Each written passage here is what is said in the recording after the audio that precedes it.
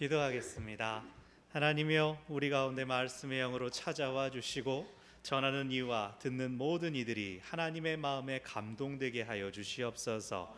주께서 저희를 주장하시고 주께서 저희를 인도하여 주시옵소서. 예수님의 이름으로 기도합니다. 아멘. 토기장이라고 하면 우리는 이제 도공이 떠오릅니다.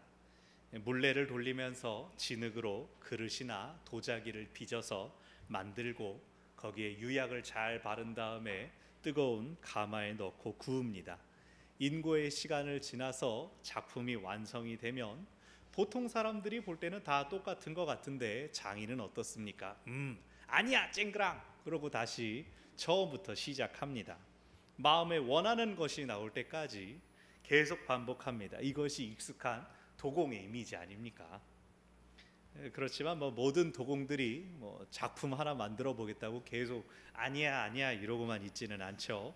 무엇이든 자기가 원하는 것을 구상하고 신중하게 모양을 빚어갑니다. 돌아가는 물레 위에 진흙 덩어리는 도공의 손놀림에 따라서 긴 호리병이 되기도 하고 납작하고 넓은 그릇이 되기도 합니다. 그의 머릿속에 이미 완성된 어떤 작품이 있죠. 흙과 물이었던 진흙이 그의 손안에서 어엿한 그릇이 되고 작품이 됩니다. 처음부터 끝까지 진흙은 토기장이의 계획과 의도에 따라서 다듬어지고 또 쓸 수 있는 물건이 됩니다. 오늘 본문에서 하나님께서 예레미야를 토기장이의 집으로 보내십니다. 진흙이 토기장이에 의해서 모양을 갖추고 쓸모를 얻게 되는 것처럼 이스라엘은 하나님에 의해 빚어지고 하나님에 의해 그 목적을 찾아야 합니다. 오늘 말씀을 통하여 하나님의 주권을 함께 묵상하고 또 우리를 하나님의 뜻대로 빚어가시는 그 은혜를 발견하게 되기를 바랍니다. 하나님께서 성경 안에서 계속해서 또 삶 안에서 이스라엘에게 강조하신 것은 하나님과 이스라엘 사이의 관계였습니다. 구약 성경 중 가장 앞에 있는 모세오경은 이러한 하나님과 이스라엘 사이 관계의 형성에 대한 내용을 담고 있습니다. 먼저 하나님께서 온 세상을 지으셨습니다.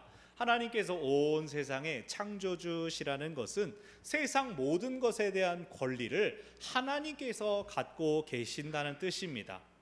하나님에 대한 다른 설명, 하나님은 이런 분 저런 분 하지 않고 하나님은 세상을 지으셨다. 그것으로 우리 성경은 하나님에 대해 설명을 마치고 있습니다. 하나님은 세상보다 먼저 계셨고 세상에 대한 계획을 가지고 이 세상을 이렇게 만들어 두셨습니다. 하나님이 이 세상보다 먼저 계셨기 때문에 하나님에 대한 어떤 배경 설명은 필요하지 않다는 것이죠. 제가 대학에서 신학을 전공했다는 말을 듣고 누가 물어봤습니다. 신학이면 신에 대한 학문 아니냐? 그러면 신학과에서 공부할 때 기독교의 신뿐 아니라 다른 종교의 신에 대해서도 공부하느냐? 다른 종교의 신들에 대해서도 어떻게 한 번씩 비교하는 일들이 있냐? 그 질문을 들었을 때 제가 깜짝 놀랐습니다. 아니, 이런 신선한 질문이 있나? 전혀 저는 그렇게 생각해 본 적이 없었습니다. 왜냐하면 신학에 나오는 신은 우리가 믿는 하나님은 다른 세상에 비할 데가 없는 유일하신 하나님이시기 때문입니다. 다른 것들을 신이라고 한 번도 생각해 본 적이 없었기 때문에 이렇게 생각할 수 있구나, 이렇게 질문할 수가 있구나라는 그런 생각을 했습니다. 신화나 지역마다 민족마다 가지고 있는 설화의 신들이 막 이런 신 저런 신들이 등장합니다. 인간의 모습을 참 많이 닮았습니다. 특정한 지방, 특정한 민족들에게 아주 친근한 이미지가 있습니다. 그들의 문화를 닮았습니다. 그 신들이 준 것이다 라고 말하기도 하죠. 그런데 왜 신들이 그 민족과 친근합니까? 그 사람들이 만들었기 때문이죠. 하지만 우리가 믿는 하나님은 온 세상을 만드셨고 각자의 위치에 따라, 각자의 자리에 따라, 민족에 따라, 상황에 따라 다양한 질서와 섭리를 부여하셨습니다. 하나님은 지역에 국한되지도 않고 어떤 민족에 얽매이지도 않으시는 분이십니다.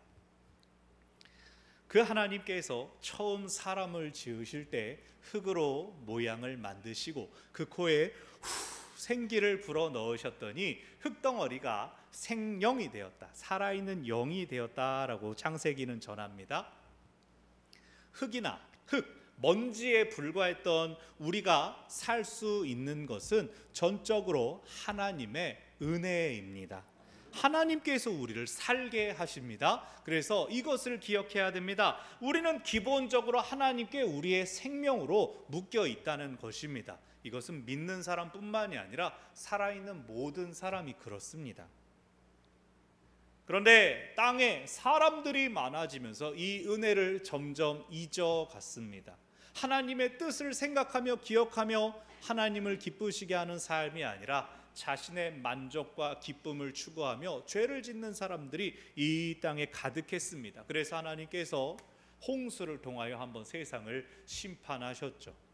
노아와 그의 아들들을 통하여, 그의 가족들을 통하여 다시금 사람들이 번성하였을 때 하나님은 이번엔 다른 방법을 사용하셨습니다.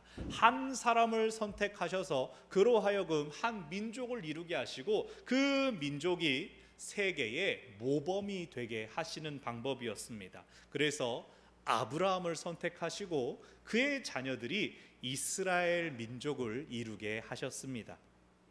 그러나 이스라엘 민족이 아브라함을 통해 주셨던 그 약속대로 수가 많아지긴 했지만 애굽의 노예였습니다. 식민 지배를 받으면서 애굽을 위하여 봉사하는 힘없는 민족이었습니다.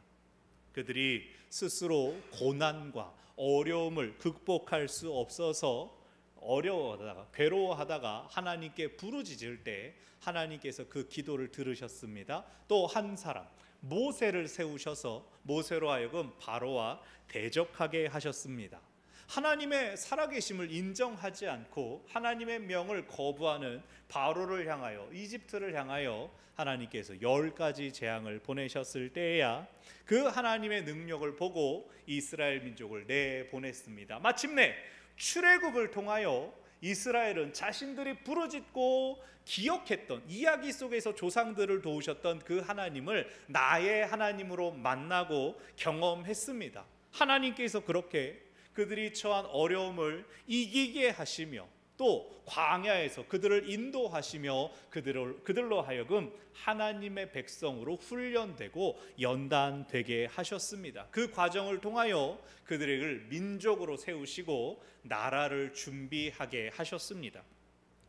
이스라엘은 이 세상의 관점에서는, 특별히 그들을 다스렸던 애굽의 관점에서는 먼지처럼 보잘것없는 이들이었습니다. 쪽수가 많은데 그 힘을 어떻게 모아야 할지도 모르고 저항할 줄도 알지 못하는 약한 민족들이었습니다. 그러나 하나님께서 그들과 함께 하실 때, 하나님께서 그들을 구원하셨을 때 그들은 세상이 두려워하는 큰 민족, 세상이 두려워하는 나라가 되었습니다. 오늘 하나님께서 예레미야를 통해 알려주시는 것이 그것입니다. 오늘 본문 4절을 보면 토기장이가 일하는 것을 예레미야가 지켜보니 진흙으로 그릇을 만들다가 이거 내가 의도했던 게 아니군 하자 그것을 터뜨립니다. 확 뭉개고 다시 농로 물레를 돌려가면서 다시 한번 자기 의견에 좋은 대로 새로운 그릇을 만들었습니다. 한 덩어리의 진흙을 가지고 토기장이는 자기가 원하는 것을 만들어낼 권리가 있습니다. 그가 흙을 사용하는 모습을 보면서 사람을 흙으로 만드신 하나님을 떠올리는 것 아주 자연스러웠을 것입니다. 제가 예전에 이렇게 옥동자, 맞박이 이렇게 유명한 정종철 집사님의 간증을 들은 적이 있습니다. 하나님께서 흙으로 사람을 만드실 때 장동건, 조인성 아주 그냥 이쁘게 멋지게 사람들을 다듬어 가시다가 하나님이 이거 너무 내가 겉모습에만 신경 쓴 것 같다, 좀 내실도 알차게 다져야지. 그러면서 이번엔 정종철을 만들어 보자. 키도 크게 만들고 얼굴도 잘생기게 만든 다음에 거기다가 지혜를 넣고 거기다가 또 유머 감각도 넣고 또 사랑도 넣고 자비로운 마음도 넣고 딱 만들어서 이제 훅 불기만 하면 되는데, 하나님이 이거 너무 얘한테 몰빵을 했다. 내가 좋은 걸 너무 많이 부었다. 딱 2번만 다듬어 보자. 그래서 위에서 쿵, 앞에서 쿵 이게 때려가지고 지금의 정종철이 되었다라는 이 얘기를 하면서 깔깔 웃었는데, 근데 함께 다니는 그 듀오가 있지 않습니까? 또 다른 인상파 개그맨 오지연 씨가 나는 키가 큰데 그럼 나는 어떻게 만든 거냐 그랬더니 정종철 씨가 진흙을 던져서 만들었어. 탁탁 붙여서 만들었다고 한참 웃었던 기억이 납니다. 정말로 하나님께서 진흙을 던져 만들진 않았지만 우리 각 사람을 특별하게 만드셨습니다. 각 사람을 향한 의도와 목적을 각자에게 하나님께서 담아 놓으셨습니다. 그래서 다른 사람들이 나에 대해서 이러쿵저러쿵 너는 이렇게 살아야 된다, 이런 것들은 잘못된 것이다 라고 우리를 판단할 수가 없습니다. 그리고 그 말들에 내가 의식하고 신경 써가지고 나는 이렇게 돼야 돼 라고 할 필요도 없습니다. 물론 안내를 받고 도움을 받아서 잘못된 모습을 고칠 수는 있지만 남들이 하는 말이 정확히 나의 모습이라고 말할 수는 없습니다. 왜 그러냐면 나를 향한 정확한 뜻과 계획은 하나님께 있기 때문입니다. 하나님께서 정하신 뜻과 목적에 따라 내가 지음받았고 여러분 한 분 한 분이 다 그렇게 지음받은 존재들입니다. 자, 오늘 본문 6절에서 하나님께서 친히 말씀하십니다. 이 토기장이가 하는 것 같이 내가 너희에게 능히 행하지 못하겠느냐. 진흙이 토기장이의 손에 있음 같이 너희가 내 손에 있느니라. 토기장이가 자기 뜻대로 진흙을 다루면서 마음에 들지 않으면 터뜨려서 다시 만들기도 하듯 하나님께서 이스라엘을 당신의 뜻대로 만들어 가겠다라고 하십니다. 그래서 복과 화도 철저히 하나님의 뜻, 하나님의 허락, 하나님의 마음대로 주기도 하셨다가 거두실 수도 있다고 말씀하십니다. 그러니까 좋은 것이나 나쁜 것이나 하나님 마음이라는 겁니다. 우리가 선택한다고 되는 것도 아니고 노력한다고 해서 주어지는 것이 아니라 철저히 하나님께서 허락하실 때 그것이 우리에게 주어지는 것입니다. 그렇게 11절에서 하나님은 이스라엘을 향하여 말씀하십니다. 각기 악한 길에서 돌이키며 너희의 길과 행위를 아름답게 하라. 내게로 돌아와라. 하나님은 이렇게 말씀하시는 겁니다. 내가 너희를 처음 지을 때 너희에게 품었던 나의 의도대로 선을 행하라.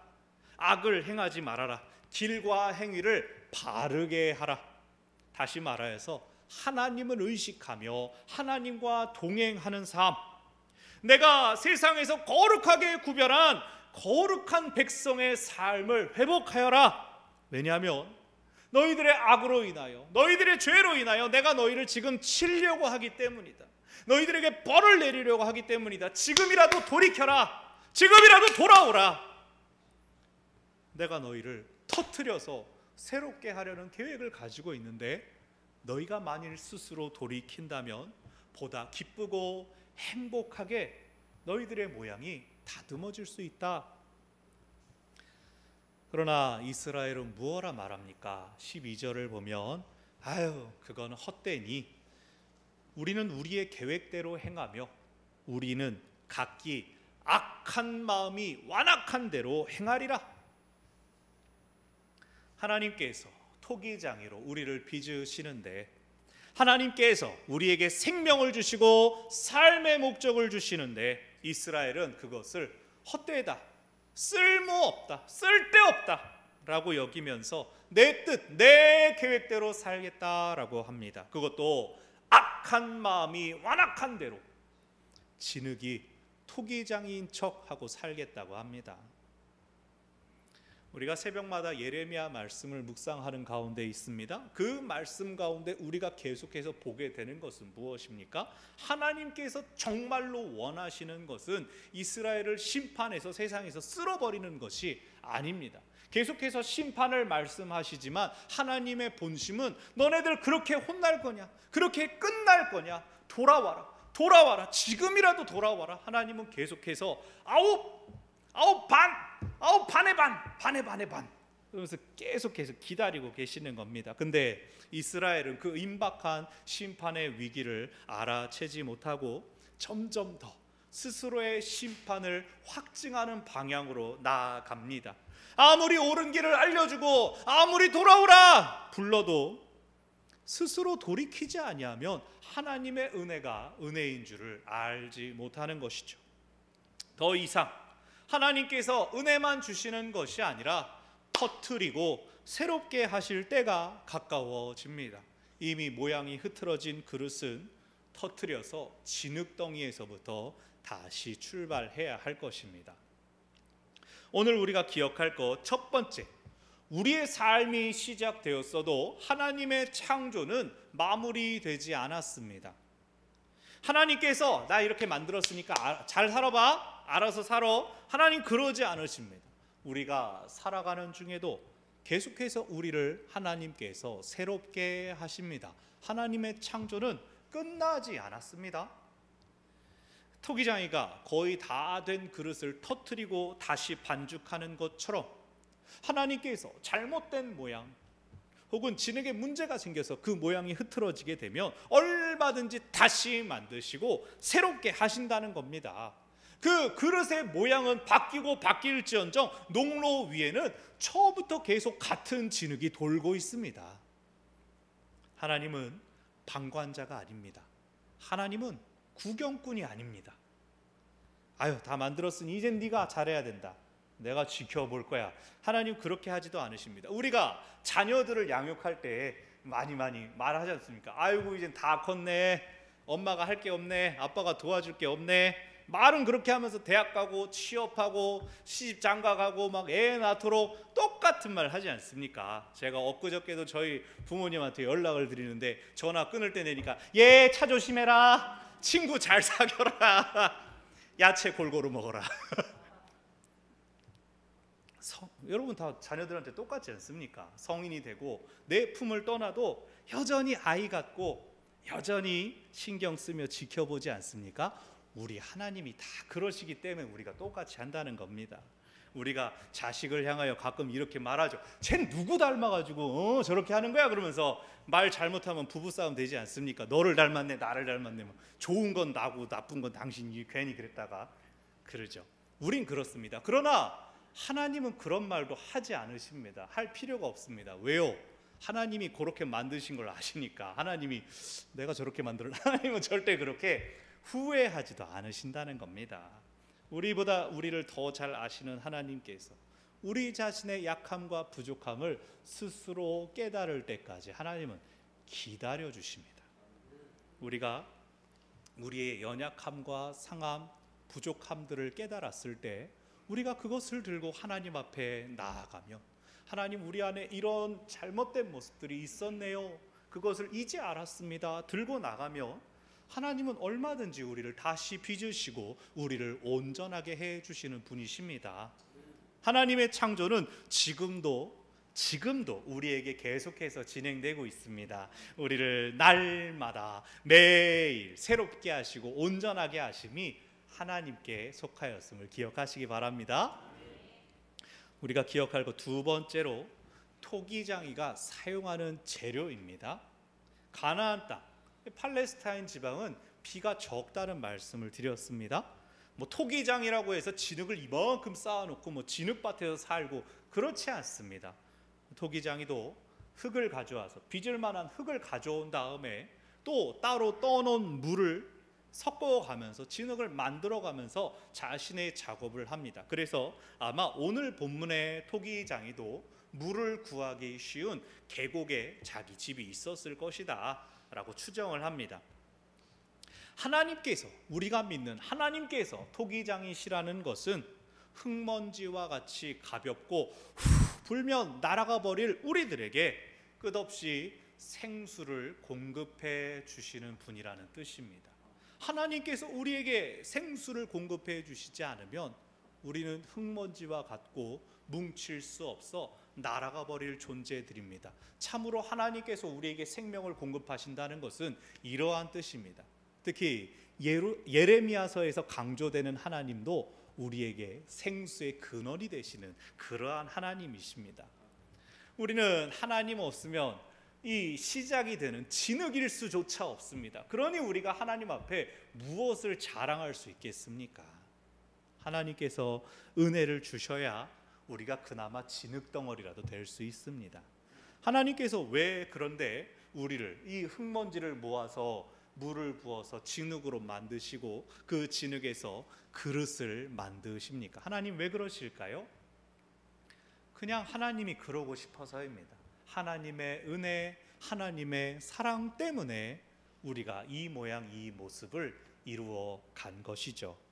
그러므로 우리는 겸손함과 감사함으로 하나님 앞에 나아가 하나님께 붙어 있기를 힘써야 합니다. 생수의 근원에 매달려 있어야 합니다. 다른 어떤 것보다, 우리가 하나님께 드릴 수 있는 다른 어떤 것보다 하나님께서 가장 원하시는 것이 바로 그것입니다. 우리가 하나님께 꼭 붙어 있는 것이죠. 우리에게 생명을 주시고 계속해서 생수를 공급하여 주시는 분, 하나님께서 우리에게 의미를 부여하시고 우리 삶의 목적을 주십니다. 미켈란젤로는 내가 대리석을 조각해내는 것이 아니라 커다란 대리석 안에 숨겨져 있는 그 아름다운 조각을 나는 찾는 것이다, 발견하는 것이다 라고 말했죠. 그러나 우리는 하나님 안에 하나님께 저를 잘 빚으면 아름다운 그릇이 될 겁니다, 우리는 그렇게 말할 수가 없습니다. 내가 생각하는 귀한 모습, 내가 이런 걸 좋아하니까 하나님 길게 만드십시오, 우리는 그럴 수가 없습니다. 우리는 그저 하나님 어떤 모양이든 하나님께서 쓰시기만 한다면 그것으로 감사합니다. 우리가 할 수 있는 최고의 기도가 바로 그것입니다. 말씀을 정리합니다. 우리가 하나님 안에 머물기를 힘쓰며 하나님과 동행할 때 우리는 진흙이 토기장이의 손에 있음 같이 안전하고 평안할 것입니다. 오직 하나님에 의해서 우리가 만들어진다는 것을 기억할 때 얼마든지 하나님께서 우리를 새롭게 하시고 또 계속해서 다듬어 가실 것을 기대할 때 우리는 당장의 실수와 연약함에도 불구하고 여전한 변하지 않는 하나님의 사랑을 신뢰할 수 있습니다. 하나님은 결코 우리를 포기하거나 버리지 않으시며 우리를 주가 쓰시기에 합당한 그릇으로 만들어 주실 것입니다. 그렇게 매일 하나님과 동행하며 그분의 계속된 창조 가운데 아름답게 완성되는 우리 모두가 되기를 바랍니다. 기도하겠습니다. 토기장이이신 하나님이시여, 저희를 빚으시고 다듬어 주시옵소서. 하나님께서 원하시는 모양으로, 하나님께서 쓰시고자 하는 모양으로 저희를 만들어 주시고 약하고 부족한 우리들 계속해서 다듬어서 참으로 주가 쓰시는 그릇들 되게 하여 주시옵소서. 나의 생각, 주변의 목소리로 나를 판단하지 않게 하여 주시고 오직 하나님께서 나를 보시는 하나님의 시선으로 나를 볼 수 있도록 주님께서 그 충만한 사랑 가운데 우리를 든든히 붙잡아 주시옵소서. 예수님의 이름으로 기도합니다. 아멘.